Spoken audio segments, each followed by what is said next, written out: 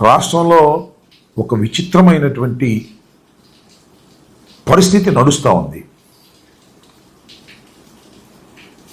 కించిత్తు ఆశ్చర్యం కలుగుతూ ఉంది.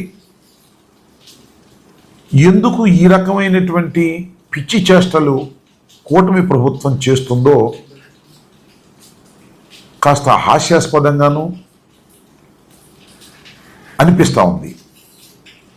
ఈ కూటమి ప్రభుత్వాన్ని ప్రజలు ఎన్నుకున్నది అలివిగాని వాగ్దానాలు నెరవేరుస్తారని, ఈ రాష్ట్రాన్ని జగన్మోహన్ రెడ్డి గారి కన్నా అభివృద్ధి చేస్తారని, జగన్మోహన్ రెడ్డి గారి ప్రభుత్వం కన్నా సంక్షేమ కార్యక్రమాలు మరింత వేగవంతంగా మరింత దండిగా ఇస్తారని ప్రభుత్వాన్ని ఎన్నుకుంటే వాటన్నిటినీ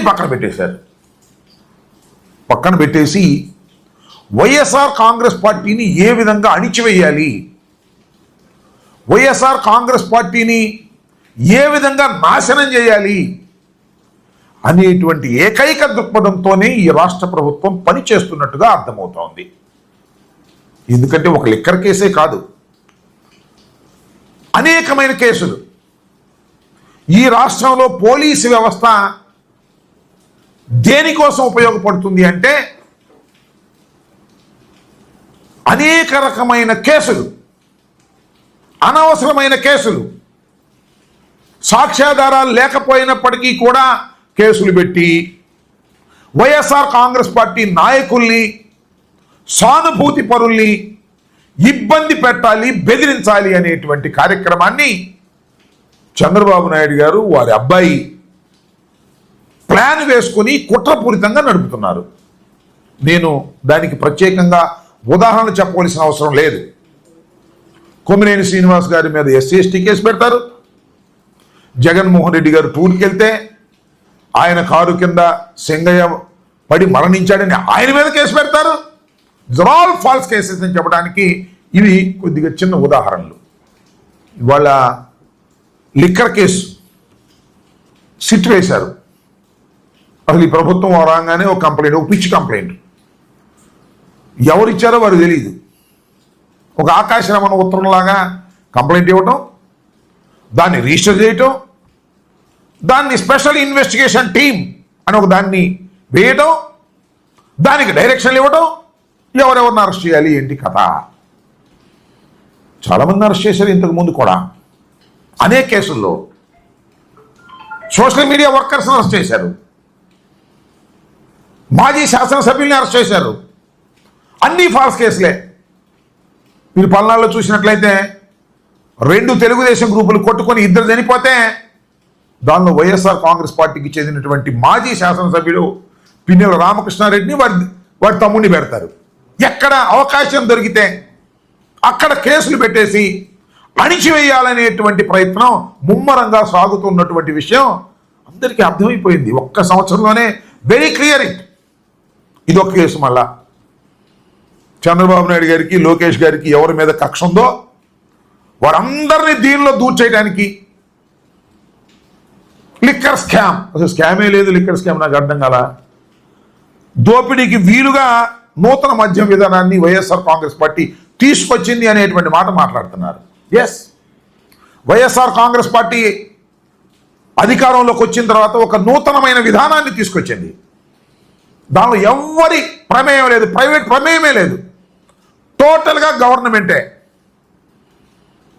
డిస్టిలరీల దగ్గర నుంచి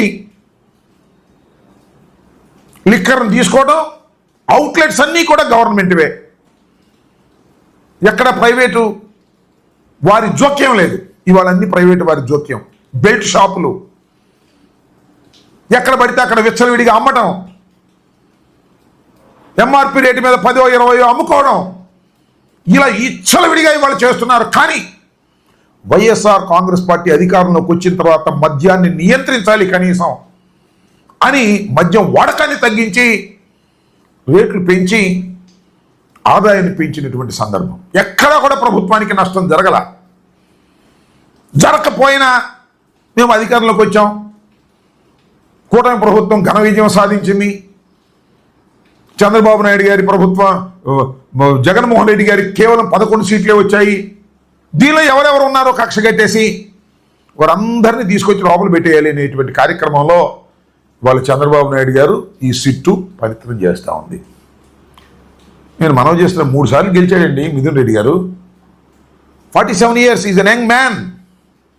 పార్లమెంట్కి వెళ్ళినటువంటి వ్యక్తి. వైఎస్ఆర్ కాంగ్రెస్ పార్టీ ఓడిపోయినప్పుడు కూడా మొదటి 2014లో గెలిచాడు. మొన్న 4 సీట్లు వచ్చినప్పుడు కూడా పార్లమెంట్కి ఎన్నికైనటువంటి వ్యక్తి. రాజకీయ కుటుంబం నేపథ్యం ఉన్నటువంటి వ్యక్తి పెద్దిరెడ్డి రామచంద్రారెడ్డి గారు చంద్రబాబు నాయుడు గారితో సమకాలికుడు. అది కూడా ఒక కక్షే. ఎందుకంటే చంద్రబాబు నాయుడు గారికి ఆయనకి కాలేజీ లెవెల్ నుంచి పడదట. ఆ కక్ష కాంగ్రెస్ పార్టీలో ఉన్నాడు పెద్దిరెడ్డి గారు, వైఎస్ఆర్ కాంగ్రెస్ పార్టీలో ఉన్నాడు, ఒకే జిల్లాకు చెందినటువంటి వ్యక్తి. ఆ కుటుంబం మీద కక్ష పెట్టారు. సందులో సడేమి ఇతను కూడా రోజులో లోపలేసేద్దాం. జగన్మోహన్ రెడ్డి గారికి సన్నిహితంగా ఉంటున్నాడు. ఢిల్లీ రాజకీయాల్లో జగన్మోహన్ రెడ్డి గారికి తోడుగా ఉంటున్నాడు. ఢిల్లీ లెవెల్లో వైఎస్ఆర్ కాంగ్రెస్ పార్టీకి సంబంధించినటువంటి అంశాల మీద కేంద్ర ప్రభుత్వంతోనూ ఇతర రాజకీయ పక్షాలతోనూ మాట్లాడేటటువంటి చొరవ తీసుకొని చక్కగా చేస్తున్నటువంటి వ్యక్తి ఆయన కట్ చేద్దాం. 2 అవుతాయి పనులు. 1 జగన్మోహన్ రెడ్డి గారిని ఇబ్బంది పెట్టడం, 2 మిథున్ రెడ్డి గారి కుటుంబం మీద ఉన్న కక్షని తీర్చుకోవడం, లోపలేసేద్దాం అనేటువంటి భావంతో ఇవాళ మిథున్ రెడ్డి గారిని కేసులో పెట్టి, సరే మిథున్ రెడ్డి గారు హైకోర్టులో ప్రయత్నం చేశారు, సుప్రీంకోర్టులో ప్రయత్నం చేశారు. హైకోర్టులో సుప్రీంకోర్టులో రిలీఫ్ రాలేదు. ఆయన వాలంటరీగా వచ్చాడు, సిట్ ముందు హాజరయ్యాడు. సిట్ వాళ్ళు అరెస్ట్ చేసేటప్పుడు అంటారు ఆయన సహకరించలేదంట విచారణకి. సహకరించడం అంటే ఏంటో మీరు చెప్పిన దానికల్లా ఒప్పుకోవాలా? అంటే సిట్ వారు అడిగిన దానికల్లా ఒప్పుకోవాలి. ఎవరి పేర్లు చెప్పంటే వాళ్ళ పేర్లు చెప్పాలి, అప్పుడు సహకరించినట్టు, లేకపోతే సహకరించినట్టు. ఏముంది మీ ఇన్వెస్టిగేషన్? సిట్ అంటే సిట్టే. చంద్రబాబు సిట్టు అంటే సిట్టు, లోకేష్ సిట్ అంటే సిట్టు. దానిలో ఎవరిని పెట్టాలంటే వాళ్ళని పెట్టవచ్చు, రాంబాబుని పెట్టాలంటే పెట్టవచ్చు, ఇదిగో మిమ్మల్ని పెట్టాలన్నా కూడా పెట్టవచ్చు.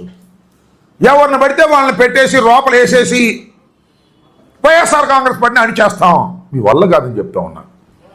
ఎన్ని వందల మందిని మీరు అరెస్ట్ చేసినా, ఎన్ని వందల మందిని మీరు జైలుకు పంపినా, ఎంతమంది నాయకుల్ని మీరు పంపినా వైఎస్ఆర్ కాంగ్రెస్ పార్టీని అణచలేరు.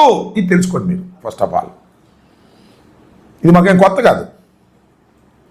రాజశేఖర రెడ్డి గారు మరణించినప్పుడు, ఆ తర్వాత వైఎస్ఆర్ కాంగ్రెస్ పార్టీ ప్రారంభించాలని ఓదాయాత్రకు వెళ్ళినప్పుడు మీరు ఎంతమందిని అరెస్ట్ చేశారే. అప్పుడు చంద్రబాబు నాయుడు గారు సోనియా గాంధీతో ములాఖాత్ అయిపోయాడు. ఇద్దరు కలిసిపోయారు ములాఖాత్ అయిపోయి. ఈ డైరెక్షన్తో కాంగ్రెస్ పార్టీ పనిచేసింది ఆ రోజున. జగన్మోహన్ రెడ్డి గారితో పాటు అనేక మందిని లోపల వేసే ప్రయత్నం వేశారు. ఐఏఎస్ అధికారిని, ఐపీఎస్ అధికారిని లోపల వేశారు. ఏమి సాధించాలని అడుగుతా ఉన్నా.